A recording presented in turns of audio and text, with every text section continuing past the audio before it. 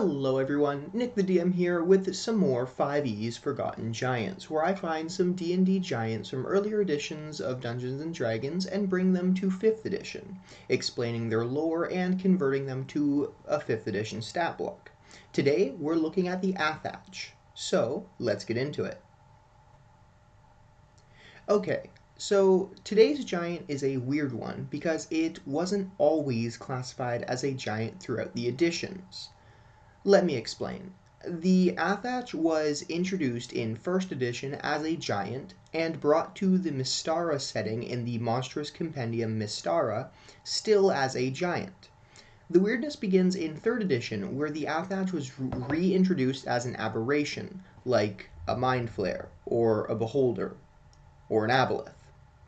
So that threw me for a loop, and it doesn't help that even the definition of what is an aberration has changed through the editions. However, then I remembered that the Drider was classified as an aberration in 3rd edition, and 5th edition lists the Drider now as a monstrosity. So now I'm not sure if the Athach can be considered a giant at all. It could be a giant, or an aberration, or a monstrosity, but I thought, whatever, it's a giant at one point, so I'm rolling with it. With that out of the way, let's look at the Athach. The Athach is a hulking bipedal humanoid with a malformed and misshapen body. They are on average 18 feet tall and around 4,500 pounds. An Athach has a third arm growing from its chest. Its head sports bloodshot eyes, a wide slobbering mouth out of which 2 large tusks protrude, and 2 lopsided ears, one large and one tiny. An Athach rarely bathes, so they smell particularly foul. They wear haphazard rags and fur and have a particular fondness for jewelry, sticking any they can on their person, human-sized bracelets for rings, necklaces for wristbands, and anything else they can fit on themselves. Additionally, they enjoy gemstones. Some Athaches have been known to sit and polish gems for hours. Athaches live in caves in mountains or deep woods.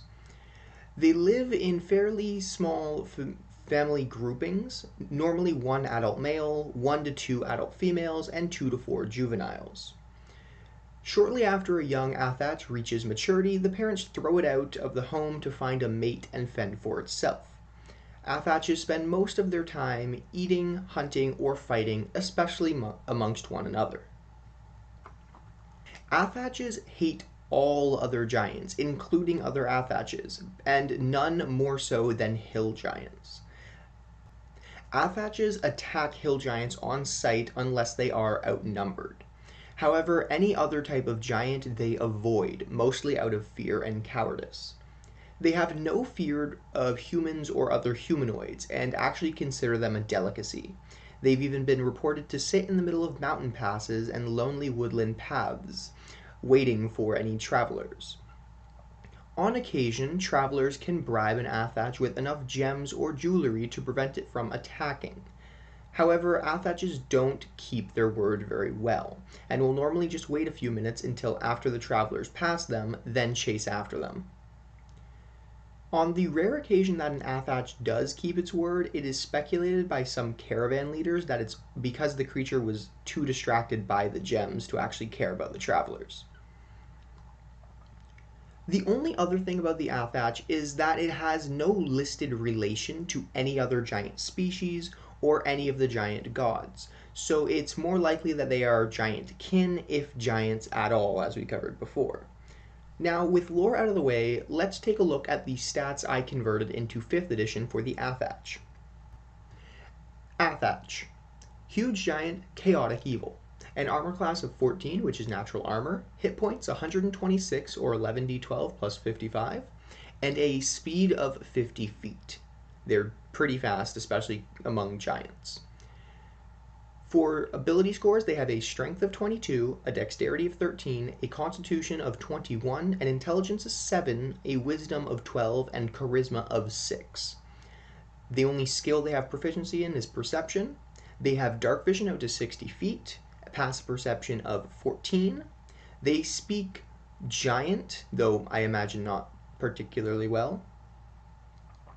and they have a challenge rating of 8. For its actions, an Athach has a multi-attack where it can make 3 attacks, 1 with its bite and 2 with its Morningstar, or 2 rock attacks. And you heard me right, I said 2.